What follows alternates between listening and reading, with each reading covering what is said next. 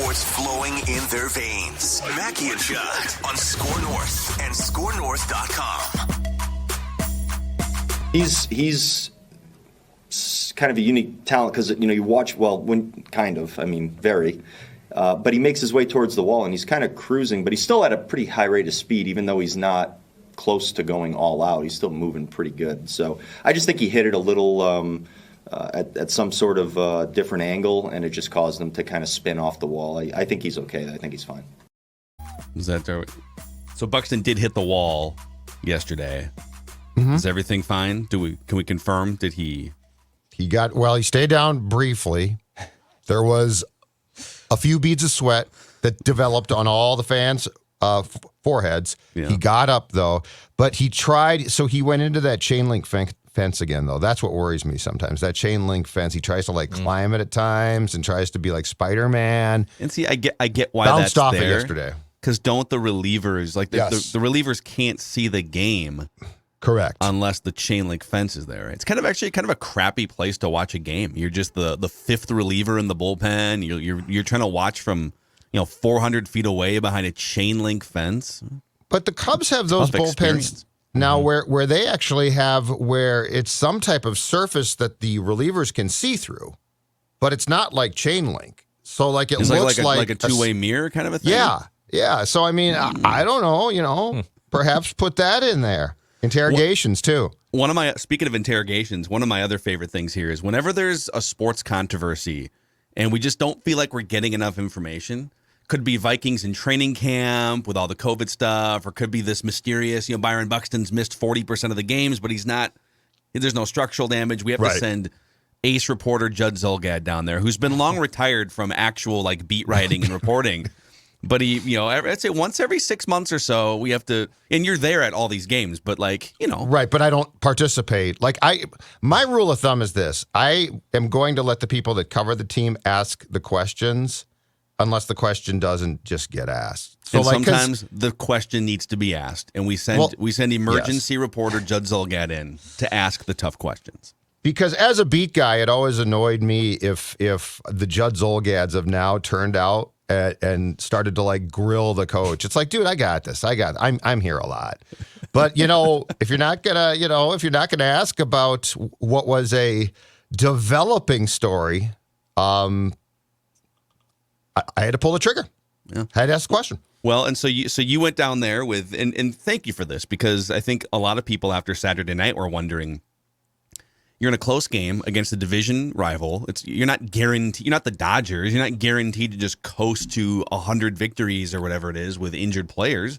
Mm-hmm. Why are you sending up Nick Gordon? Why is Miranda going up there clearly overmatched when?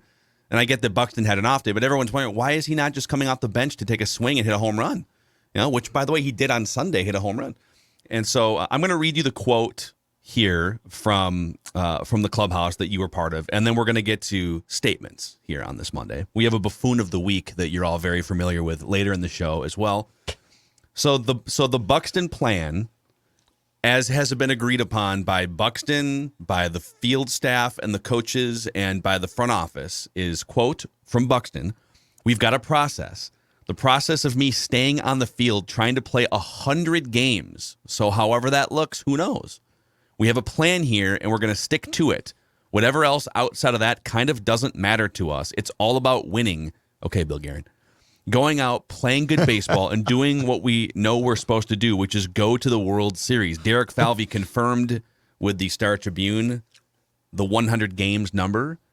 So whether they came up with this in the offseason, he did start the first 7 or 8 games, and then he had the weird slide into second base in Boston. But somewhere along the line, they decided, okay, he never plays 100 games. Right. Let's just play 100 games, and then anything else beyond that will just, I guess it's just gravy and a bonus. So fire away. Your first statement here, Judd. My first statement is this. After a weekend of controversy, after a Saturday night in which Byron Buxton, as Phil just said, didn't even pinch hit, Bally's showed him on the bench and said, well, I guess he's not going to play. Thanks, Bally's. Appreciate that. Coming up next, Byron Buxton sporting Cool Twins gear. You can too. The pro shop is open. Pick it up tomorrow when you attend the game. So Audra? Oh, Byron Buxton. Yeah, this is a great plan. Whatever the Twins do is a great plan. Back to you. So the statement is this, because there's so many different tentacles and angles here. Like, this is really interesting stuff. Yeah. But I'm just going to start with a statement that I think is fair and I think was missed upon again by a franchise, and this one in particular. Honesty is the best policy. In this case, honesty is the best policy. So after Buxton didn't pinch hit, and Phil's right. I mean, Nick Gordon had no chance, poor guy. He went up there and had no chance. And Byron Buxton, you would send up there to try to hit a home run. It's not like, hey, let's keep this thing going for 15, baby. You know, there was another guy on base. They're down by 1. Your hope is that he hits a home run, end of game. But he didn't pinch hit. And after the game, Rocco was evasive, I would say. He gave a response, but he's like, well, you know, when we decide he's not going to play, he's not going to play, and that's not going to change because of circumstances. To which the immediate thought was, really? Like, no adjustments? Like, what are you doing? That is weird. Come to find out on Saturday, or I'm sorry, on Sunday before the game, in his pregame stuff, Rocco acknowledged that Buxton is playing with knee inflammation in his right knee from the play in Boston in April, which, by the way, Phil, long story short, I think to answer your question, I think the 100 game mark was really solidified after that. Like that, they're like, we can't go through this. So I think Rocco advanced the story a bit with that because, okay, if he has a knee problem and it's bothering him and, you know, is damn near chronic, that's not good, but it at least explains things a little bit more. Yeah. Then pregame, to his credit, Suhan got Falvey aside, and Falvey basically went into chapter and verse about our goal now is 100 games. Now, I think the interpretation is above and beyond that, awesome. But we are shooting, so it's not like he's played 100 games, shut him down. It's more of this is the goal, and if we get there, we'll examine it from there. I think this is a fascinating talker. I think it's incredibly interesting. But my God, it reminds me so much of the Mauer thing all over again, which is a lack of transparency caused this kerfuffle. It caused this problem. And if your goal is 100 games and you are going to sit Byron Buxton at home, which, by the way, is a big deal. People show up at Twins games to see, like, our guy Declan, who has a 20 game season ticket plan, right? Yeah. How many games have you been to so far? I have been to 5. And how many times has Buxton played? 2. Okay. Opening day, and then he played in the second doubleheader against the Astros that I was at on Thursday. Yeah, So the point being is, honesty is the best policy, though, because if this is the plan, tell people the plan. Well, you bring up, I'm glad you brought up Joe Mauer. I tweeted about this yesterday at Phil Mackey. You can follow my just hilarious, ragingly hilarious tweets on a daily basis if you'd like to.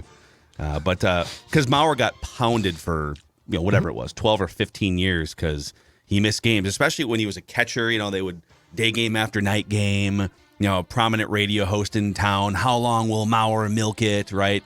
Well, catchers don't. We look at like the 5 catchers, the Iron Man catchers in baseball history, the ones that, Johnny Bench or whoever, or go back to the 50s and Yogi Berra, you just expect catchers to be grinders and play 150 games. That's not how catching works, especially now, even 10 years removed from when Joe Mauer was catching. But you look back at Joe Mauer's games played, and he played, once he moved to first base, he played even more games because it's just an easier position to play. But it's kind of ridiculous how much heat he got for not playing games. 131, 140, 109 in 2007. He played 146, 138, 137. There was the bilateral leg weakness season where he only played 82, and that whole story has still never been told in full. There was something else wrong with him besides the knees. It's never fully gotten out. He's never talked about it, 10 years later. 147, 113, 120, 158, 134, 141. If you said right now, hey, we're going to give Byron Buxton Joe Mauer's games played and plate appearances, would you take it? People would run to the bank with that type of durability. It's not Cal Ripken, but it might as well be. So, okay, so my first statement here is I don't think I disagree with the Twins' approach, but I find it fascinating that they're treating a 28-year-old in his prime athlete the same way that like Kevin Garnett at age 38 was being treated by the Timberwolves and the Nets and whoever else he played for at the end. Yes. This is one of the prime athletes in the world. He's legitimately one of the 5 best baseball players in the world. He's one of the fastest players in professional sports. He's one of the great center fielders of this generation defensively. Mm-hmm. And he's treated, and I'm not even saying that this is wrong. I think his history and his lack of playing 100 games probably does warrant some sort of plan like this, at least for the start of the season. But they're treating him like he's a broken down old Shaq or KG or, trying to think of a football example, but those guys either play or they don't, right? And then the other thing, too, is that you kind of brought this up, Judd. The Twins have been so vague on why he's missed almost 40% of games, despite not landing on the injured list. They've been really vague about the knee, and, he's just kind of banged up. He's just kind of got a sore knee. Well,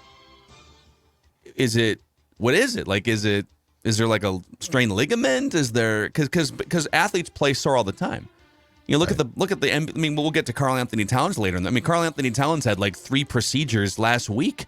And he was playing. It's like athletes play through pain. And so I think what fans want is just what is actually happening. And to Declan's dilemma, he's bought a season ticket package.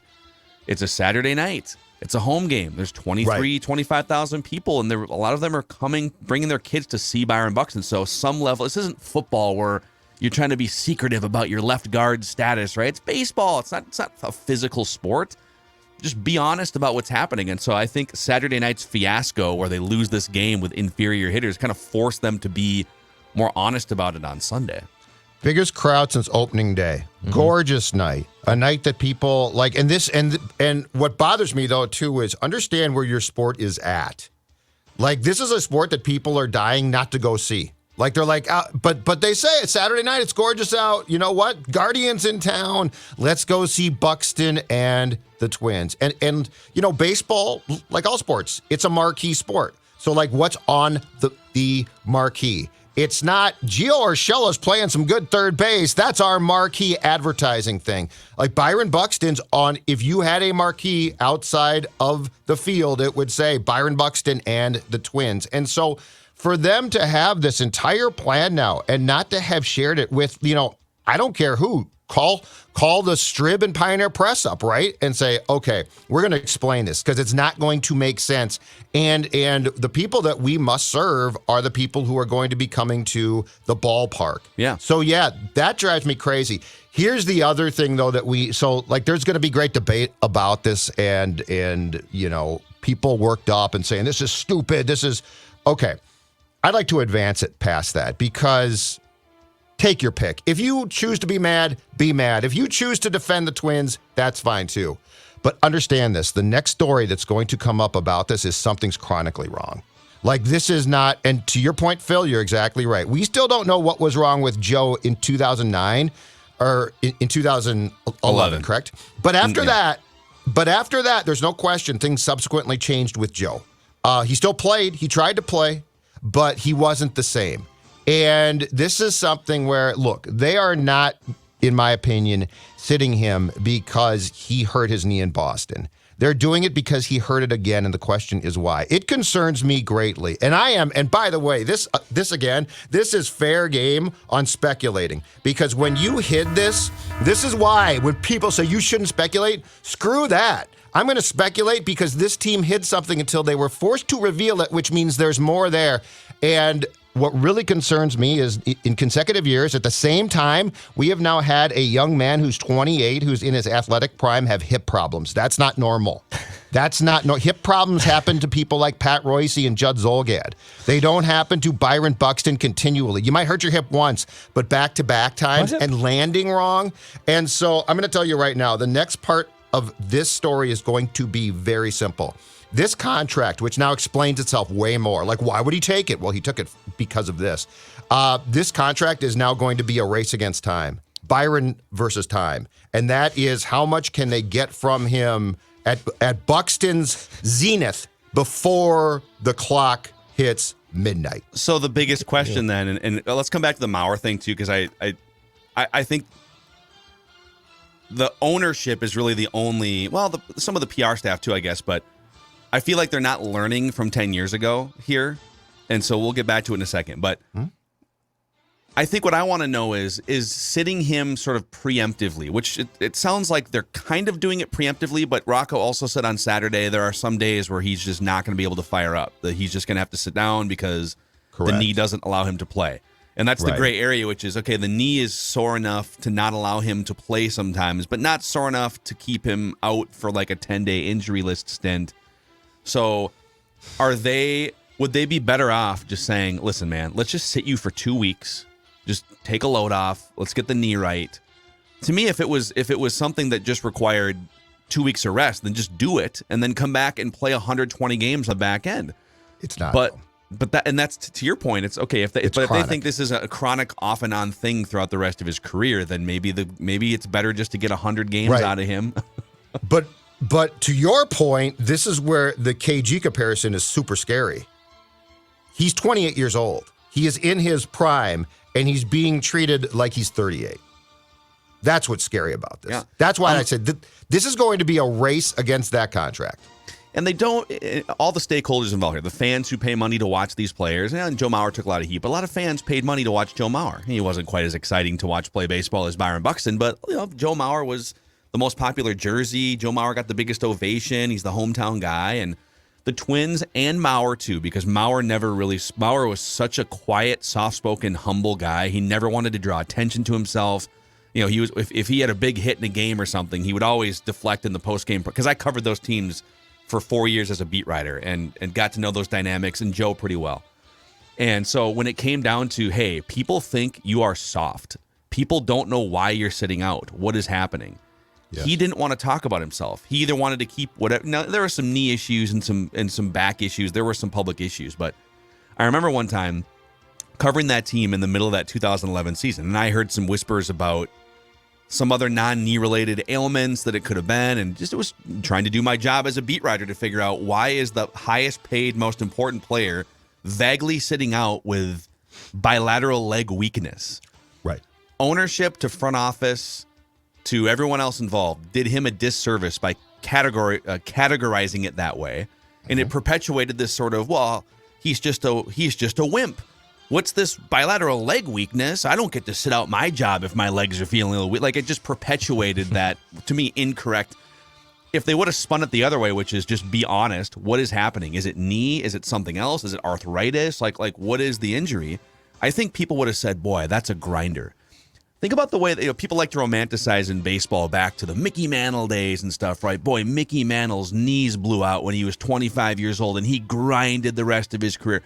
If you flip it the other way and say, listen, this dude's got some major issues. Knee, he's got some hip, back issues, and you think that he's missing games because he's soft. But it's really the other way around. This dude's playing 135 games through pain on a regular basis. Why it was never framed that way, to me, is idiotic. And if they make the same mistake with Buxton, if there are some actual things, hey, man, hip, knee, it's kind of chronic. He is a warrior. He's playing through all this stuff, right? That's how you should frame it.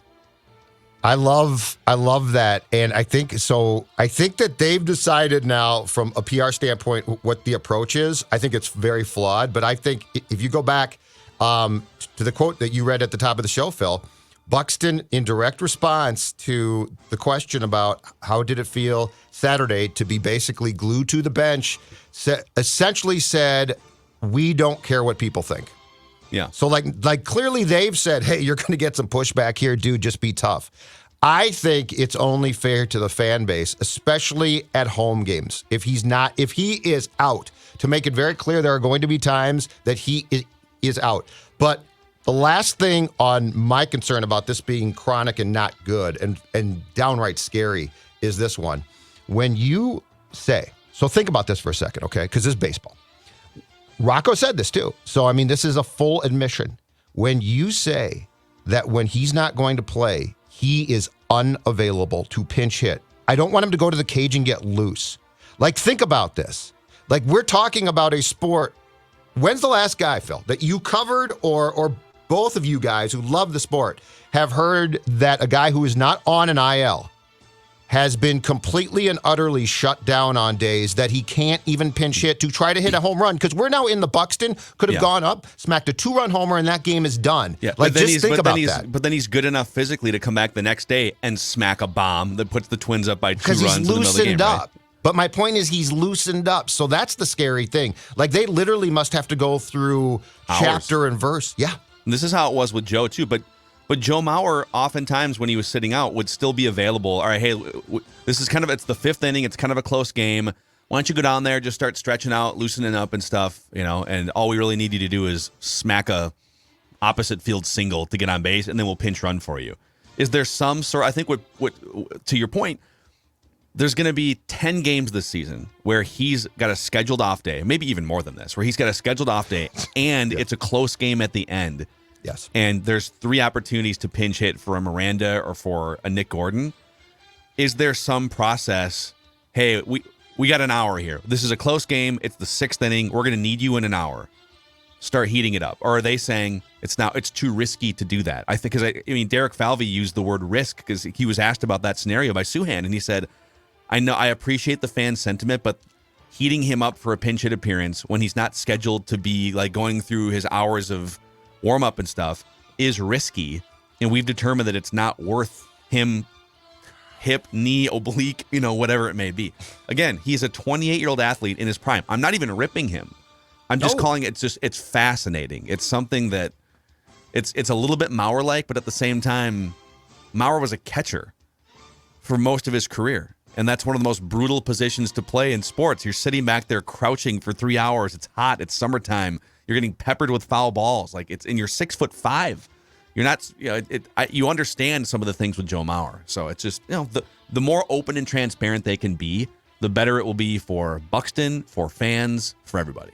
Yeah, I am certainly not questioning him. I think he's a tough guy. I think it's incredibly sad. I think it's incredibly sad when you are basically admitting that a guy as good as that can't even be allowed to go to the plate to try to hit a home run. Like, if he had pinch hit for Gordon and grounded to third base, I'd be like, okay, game's done, right? It's not like you got to hustle it out. Don't even. The only thing you're going to do here is walk back to the dugout or trot. Exactly. But try to trot. And you know what? He consistently does. He is, as of his home run yesterday, with as few games, and I think he's now at 12 games missed, and we're 35 games in. He is tied for second in the major leagues in home runs. Mm-hmm. So, there is a very good chance that if you had sent him up there and he had connected, he could have hit a home run. And yet you have decided, and maybe rightfully so, I don't know, that you don't even want to take that risk to beat a division opponent in a game that you could have won. Yeah. So, all right, this is the longest time for the first 2 statements leading into Declan here. But before you give us your first statement, how long does it take you to warm up when you head to Meadows? Are you like you need 2 hours on the range and a massage? What's your story? To quote Robert California, James Spader in The Office, do I look like someone who would waste my own time? I go right up there and I'm ready to smack some balls right off the tee. And I do that at the Meadows at Mystic Lake, an award-winning 18-hole public golf course. I mentioned last weekend it was demo days. Well, guess what? They're going to continue that this weekend. On this Saturday, May 21st, Callaway, Cleveland, and Cobra. Visit the golf shop and try the latest equipment for 2022. You can book your appointment now at golfthemeadows.com. It is by appointment only, so give them a call. And also visit golfthemeadows.com to learn more. It's one of the best courses in all the state. Check them out, the Meadows at Mystic Lake. Also, listen, this doesn't have to be an embarrassing conversation, guys, because it happens. It's life. Valley Park Medical Clinic is dedicated to providing breakthrough ED remedies to men in the greater Minneapolis area. Valley Park's approach is medical, and you'll work with them in a discreet manner that makes you feel at home. You can ask any question in a professional, confidential manner. Treatments are surgery-free, drug-free, and non-invasive. ED remedies at valleyparkmedicalclinic.com. valleyparkmedicalclinic.com. Declan? All right, I'll stick on the Twins in a similar vein as Buxton. And it might actually be related if Buxton doesn't play, this guy can still stay in the lineup. And my statement is he has to stay. And I'm talking about Royce Lewis. So Royce Lewis has another phenomenal game on Friday. Grand slam, his first home run. First guy since Swaggy V, Phil, your boy Danny Valencia, to hit a grand slam in his Twins debut. Unlike Danny Valencia, I think Royce Lewis, who is a first overall pick and has the pedigree to look like he's going to be a perennial all-star for years to come, this dude has to stay in the lineup. And he's clearly a very humble kid. I know he was asked, like, are you trying to force the Twins' hand a little bit here? Oh, no, I'm just here, to play some ball. And if I want to go back to St. Paul, that's okay, too. No, this dude's got to stay in the lineup. And Gio Urshela had a great defensive day over the weekend. The dude's a wizard. He's a very good fielder. 2 home runs. Very good defender. And hit a couple bombs, too. I still loathe the walk-up music. That's a statement and a different statement for another day. But I think Royce Lewis has to stay in this lineup, man. And if once Correa comes back, kind of piecemealing all these weird puzzle pieces that don't technically fit into the puzzle holes that the Twins have with these super utility players everywhere, Royce Lewis, in my opinion, is too valuable to send back down to St. Paul. And I believe that on his show on CCO yesterday morning, Falvey essentially said this: we are going to use him as our super utility guy. I tweeted this out last night. With the Buxton plan now out, oh my God, it got out. He played center in the Arizona Fall League in 2019. Yep, he can play center. So I think that he could play third. He could play center field. Can play some short when Correa's off. I will give you the biggest compliment possible without one statistic. Royce Lewis plays like he belongs here. Like there are some guys that look like they do not belong. Miranda is one right now. Like he doesn't belong here. Royce Lewis, in my opinion, you watch him play and hit, aside from the back-to-back safety squeezes Saturday, which I still don't get, and I don't know who called that. But anyway, Royce Lewis. I think he just did it on his own, is what they said. That's what they said. That's ridiculous. The team has news being announced. I'd like to work with You think that. Rocco gave him the nose, earlobe, nose, swipe across the chest, Why would you do it? nod? Why twice? Come on, man. But anyway, Royce Lewis looks like he belongs. And if Buxton is going to be on the schedule that he's going to be on, I think that Royce very well could be a frequent replacement, too, for Byron. What was the baseball movie where someone fell on the sword? Because Rocco kind of fell on. Rocco threw Royce under the bus. But wasn't there a baseball movie where the guy said, it was Little Big League, where the guy blew off the sign, right? And the manager, 12-year-old savvy behind it. I think Rocco should have fallen on the sword there and say, if I could do it all over again, I would have had him swing away. I don't know if Rice needs to be bunting in that situation. I don't know where he's learning that from. No. Dude, number 1 overall pick. That was not. Yeah, I did not like that. All right, back to Judd. Oh, was that your? All did right. you just make your statement? No, you're good. No. My next statement on the Twins. It's very, very simple. It's not controversial this time. Good enough. The Twins are good enough to make the playoffs. The American League, for the most part, and especially the Central Division, has a lot of questionable to bad teams. When you play a Houston, when you play a Yankees, there are going to be teams that I think are going to probably consistently throughout the course of the 2022 season beat up on the Twins. But that being said, when it feels like, for the most part, when they are playing teams that they should beat, they are routinely beating them. And so don't confuse the Twins with like a really good team. Like, oh man, this team could make I don't know about that. I don't think so. Personally, when they get to the playoffs, I think that they're going to meet a team that's probably going to destroy them at some point in time. But that being said, what we have seen That's into a bold May, take by you based on their last 18 years of history. Yes. Well, no, but I mean, it's 7 teams now. You could accidentally win a playoff game or something like that. But anyway, my point is, regular season, it's good enough, in part because the American League has enough bad teams that the Twins can beat them. I don't love this team, but I think we've seen a pattern here. Yeah, they definitely need one more starting pitcher at some point. I mean, Frankie Montas is going to get traded to somebody.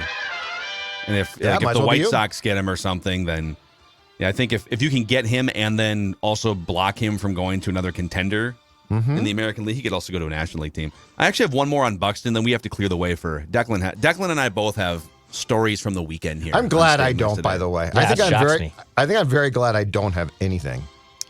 So I'm going to go back to Buxton here. I was just digging around on his contract because he signed a very team friendly deal with a bunch of incentives that could drive it more player friendly, right? So my statement is Byron Buxton is potentially losing millions of dollars by sitting out this many games, basically sitting out 1 in every 3 games to this point, and that being the plan going forward. The way his contract is structured, so this year his base salary is $9 million, and then it goes up to $15 million each of the 6 years after that. But he has MVP voting bonuses. So if he wins MVP in any given year, it's an extra $8 million. So he goes from, $15 million next year to $23 million if he wins the MVP award. If he finishes second in the MVP voting, $7 million. Third, $6 million. Fourth, $5 million. Fifth, $4 million. If he finishes top 10, 6th through 10th, it's an additional $3 million in incentives for Byron Buxton. Yeah. Also, he has plate appearance bonuses starting at 502 plate appearances, which that's probably you gotta be playing like 5 out of every 7 games or so. I think he's probably coming in a little short of his first plate appearance bonus. But it's a $500,000 bonus if he gets to 502. 533 is another 500,000. 567 another $500,000. 600 another $500,000. 625. So let's say when he's healthy, he's the MVP, which I think he is. That's $8 million. And if he plays a full season, it's an extra like $3 million. It's $11 million if he plays enough to win the MVP award. But he's not playing enough to win the MVP award. I don't know that he's playing enough to be top 10. Maybe he would get some votes and finish like 7th or 8th. I think he could. Yes. I think the $3 so hard million at the end of the year. he's got a chance. But that's the thing about this contract that's so intriguing now. Like, now that we know the plan, this contract is like, it makes a lot more sense now than it did 2 weeks back to why he took this, though. Because he basically, and this is why I think something is wrong, because when the acceptance of this contract and the bonuses, which are like, might be pie in the sky, hey, dude, if you can play more, and the fact that he right now, and he's a pretty defiant guy, in the locker room, in the clubhouse, I should say, on Sunday, he was very clear that he's on board. So this is why I think there's far more going on behind the scenes with this still. And we're probably not going to find out a lot more. But what you just said, Phil, and his insistence that he is, they've got a plan, I'm fine with that plan, is another layer of the story that gets to a very intriguing place. Because you're right. Ordinarily, it would be like, I want to play more. Like, when I asked him, how did it feel to be on the bench? Like, when you could pinch hit. I didn't say start. Like, so I'm not saying, you should have started. His response was very much like he was prepared for the question and was completely comfortable. That's actually why I'm a little bit more concerned. That's actually why I think there's something far more chronic about this than, my knee just hurts a little bit. Yeah, well, I don't know. We'll find out in 2 or 3 months, right? If to what extent is he playing? But the other thing too is they're saying, hey, we're going to ease him in here, and he's going to play 2 of every 3 games, and then we'll kind of see what happens later. So we want him to be ready for the postseason run. I don't know that this team is now. Thank God the division's terrible, and the White Sox have had injuries, right? That might be your saving grace here. Yeah, but I just don't know that you can even get to a position where you're playing in the playoffs if he's not playing more than 100 games. But no, we'll see. All right, Declan. All right. So I had a wedding over the weekend. It's actually the only wedding I have this year. Shockingly, I said usually my age people have boatloads of weddings. I have friends that have weddings in consecutive weekends, and this is the only one. Are you sad to not have more weddings? Or yeah, I am. I love weddings. There's something about that euphoria of knowing, like, I'm going to a wedding today. Do you hit the dance floor? Damn time. I am a menace. I am a menace on the dance floor. I'd waste no time getting on the dance floor, especially when I've had numerous cocktails or beers and whatnot. So, so this wedding, it was my best friend growing up, my next door neighbor, probably my oldest friend I've ever had, and he got married in Wisconsin, in Star Prairie, Wisconsin. I don't know if you guys are familiar with Star Prairie. It's about, I don't think so. About 10 minutes north of New Richmond, if that's another landmark for you. So it's like. We were me and the girls stayed in downtown Stillwater. Great And spot, then we drove. We had 2 rides. Her fam drove us up to the wedding, which was like 25 minutes. It's like 25 minutes into Wisconsin. Okay. And it was an outdoor wedding. This couple, my poor friend had like 3 different cancellations and venue problems because of COVID and whatnot. So a family friend reached out to them and just said, you know what? Have it at our place. We have this beautiful area of land. They have a whole acre. They have like an apple field and they make their own honey. And their ceremony was like down on this hill, like in front of the dock. And a swan unprompted came by in the water while they were reading their vows. It was nuts, dude.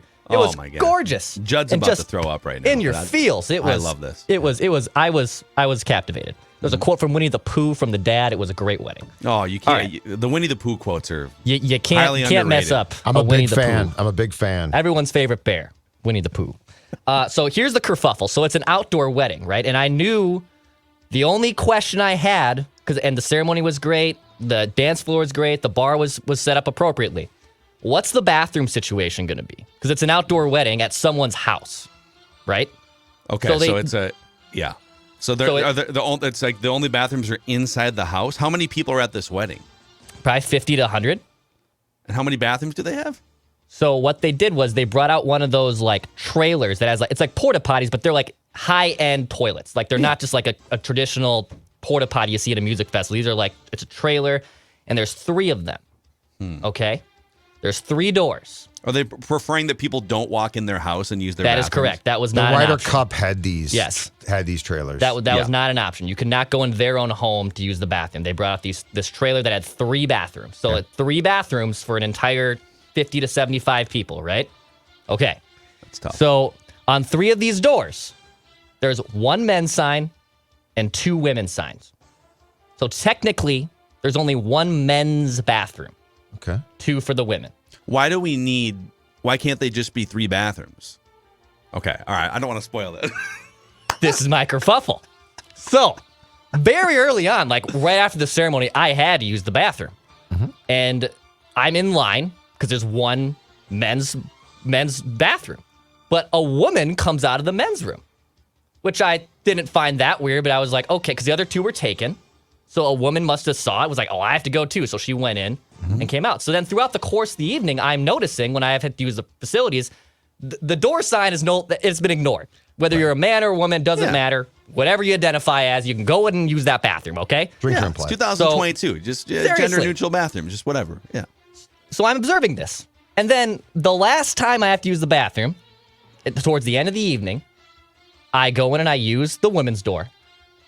I come out and I get scolded by this older woman. Of course. Oh, Absolutely filleted. Now, I have had numerous beers, and my confidence and also my feistiness is at a little bit of a higher end than it normally would be. I probably would have been a little bit more apologetic. But I kind of turned on my Larry David of me, and I was like, well, I said, well, here's the thing, miss. I don't know if you've noticed, but like men and women have been coming out of each of these doors all night long. So that just gives you the excuse to use the women's room? And I said, well, it kind of did. Like everyone else was doing it. What's the difference? I mean, did you pee all over the seat or something? No. And in fact, I lived with women my entire life. I have been trained to put the seat down before I could even wipe my own behind. Like I know that. I know that game. So I had to like sit there and be like, well, I'm so, like, what do you want me to do? Like, do you want me to go back and take away the bathroom? Do you want to report it to the guests here? Like, I don't know what you want me to do here, miss. So how long did you sit there and engage? Because I think if it were me in that situation, I wouldn't have even like stopped. Like if she starts clapping me, I would just keep walking. whatever. Right. I'm enjoying this wedding, whatever. Right. Like it was probably about 30 to 60 seconds. Probably about 30 to 60 seconds of me being like, and like I tried to do like, you know what, I kind of wanted to do what Phil said. Like I was just trying to like walk away. Yeah. But then she kept like kind of intact. I was like, all right, look, here's the deal. Look, like a man, and I saw it, like a man walked out of another woman's bathroom or a woman walked into the men's room. And I was like, does it really matter? Does it really matter? You got to use the I'm drunk, I can't talk right now. No, I don't think, well, probably. Yep. That would have been worse. That's how I you felt keep like. walking. No. You want her. By engaging her, you're giving her what she wants. By saying, I'm drunk, miss, bye, that's going to infuriate her. And you want to do that. Like, you want to do that. You want to stir it up. You're never going to see this late lady again. You don't care, Declan. Yeah. And I what's think she watches going to Purple do? Daily, actually. Come back and say, Must. this guy ruined the wedding. You know what? They'll all laugh at her. You got to walk away from that. Phil's right. I'm I with think him. my play in that situation is I would have probably gone against my better judgment, above and beyond, and I would have said, listen, next time, I'm sorry. I will give you some advice. You don't want to go in that one for at least 5 minutes after what I just did to it, honey, and then walk away. I'm Scare too her a drunk little to bit. read. Yeah. Would have been my line. I can't read when I'm sober, but Right. but it's Exactly. just it kind of like put a said little that I bit of can't damper in then too. I was like, well, God dang it! Why Like, put the damper? it's Why? 10:30. Was that your I just- last trip to the bathroom, or did you Yes. think? Okay, I was gonna say, what happened next time? This was towards the end, and then I went back on the dance floor and had to explain, like, I just got accosted by some woman and by funny. using she the took bathroom. she took away your bathroom confidence, man. Yeah. It So was a tough- the whole tough thing, play. great wedding, had an amazing time, tore up the dance floor for my one and only wedding of 2022. But all I'm going to remember this now is the bathroom lady. That's think- how this is going to be remembered. But it was So- an older lady who, like, that old folks like me love to do that. That's a trick because they're not having fun because they're old and they're going to go home and not have fun. They probably hate their spouse. You, my friend, fell for the oldest trick in the book. The old person who wants to make you miserable too. Did you? I'm going to ask a personal question. Was it all number ones for you in these bathrooms? All number ones. Okay. All number ones. Yep. Because and that's probably what I would have done. I would have done the number ones in those bathrooms. But I'm telling you, if number two comes calling, I'm going inside that house. Yeah, I'm with Phil on this. I'm going inside the house if a number two comes calling. And I don't know if they had the doors locked, but I will find my way inside that house. I will. You know I what will I not learned? be using the community porta potties. In the Ryder Cup, which had this exact thing, I learned this. Those bathrooms are sneaky disgusting. Because, like, at first you're like, Sneaky oh, disgusting. it's not a port. Well, because at first I thought, it's not a traditional porta potty. Oh, no, it will it be is. more. It is. It's There's disgusting. no piping. Yeah. No, I know, but at first I thought, they brought in these trailers, and I quickly learned, no, this is Just because it looks disgusting. like an RV. Yeah, doesn't that's mean- what I thought. Yeah, I thought. Seriously, that's what I thought. Incredible. But yeah, I'm not. Yeah, Declan, Amazing. don't let old people ruin your time. Amazing. Okay.